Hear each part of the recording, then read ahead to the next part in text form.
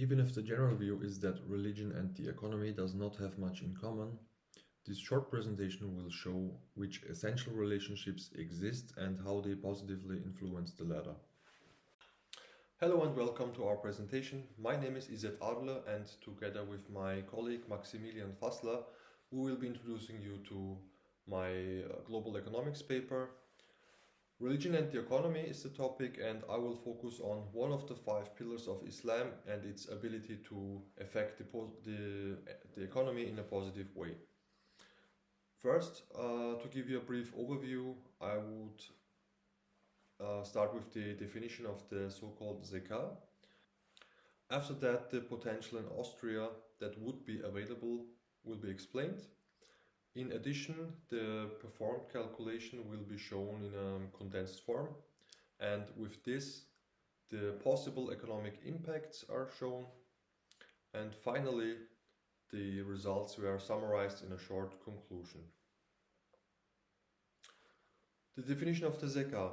The literal meaning of Zakah is to cleanse or purification, and Muslims believe that paying Zakah purifies, increases and blesses their remainder of their wealth. The regulation is as followed.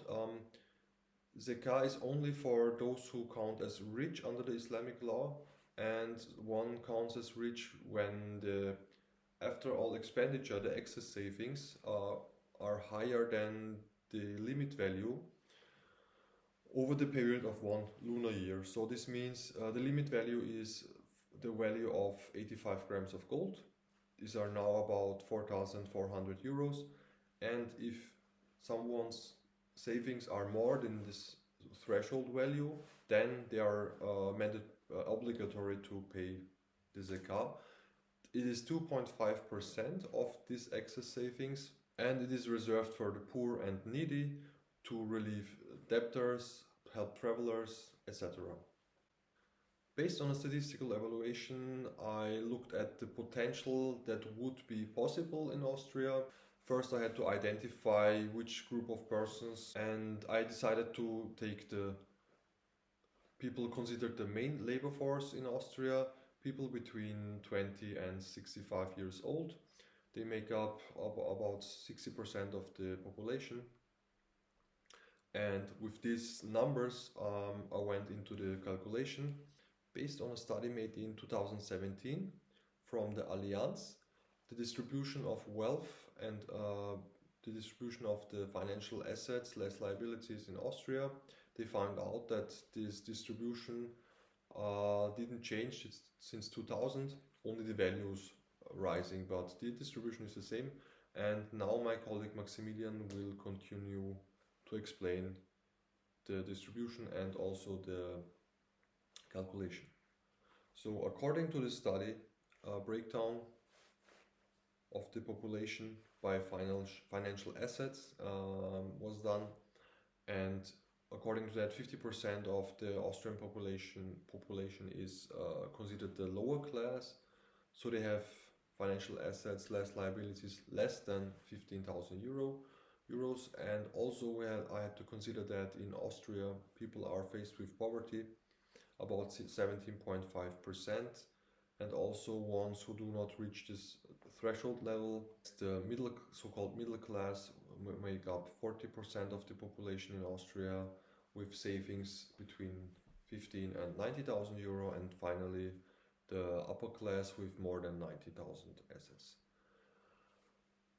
The results of the calculation, what's the most important thing here to see is that the individual amounts are very small, but the overall result is immense. So you can see more than 4.4 million euros. It's a huge number, and the biggest part come from the so-called middle class.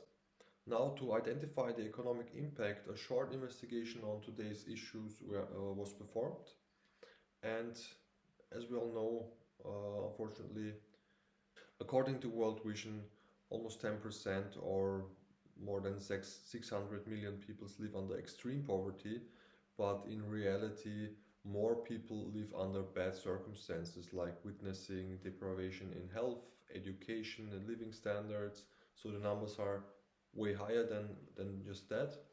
Another result of the economic issues of today is inequality. Children and youth make up over 60% of the world's poor, and also women represent a majority in most areas.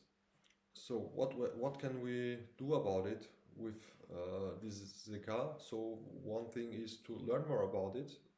The more we learn about these things, the more we can help. Contributing to relief organizations, there are lots of organizations where someone can contribute.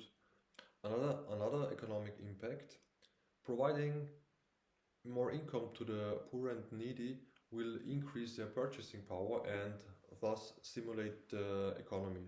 This would reveal a huge potential in the global economy, and I would like to sum up this chapter with words of Nelson Mandela. Overcoming poverty is not a gesture of charity, it's an act of justice.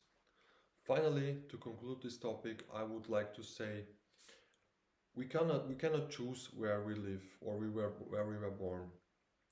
Whether we were born rich or poor, it's not our decision. Like the people living under these bad circumstances, that was not their choice that they were born and raised there. But partly it is due to the wealth of the richer countries. And the idea behind the zakah is, like mentioned in the Quran, zakah has been prescribed so that the wealth does not circulate amongst the rich only. So this is a very deep understanding of the global economy, and it addresses major economic issues of today.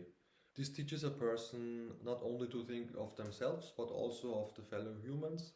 It teaches to share and to give, and the importance of the collective living together becomes more conscious. There is a lot to say on this topic, also a lot to research on this topic, but one thing is certain: if this idea, if this practice were to be followed worldwide, I'm sure that would be no poverty, no inequality in this world anymore. I would like to conclude with the words of Albert Einstein, who said, "Science without religion is lame, and religion without science is blind." Thank you very much.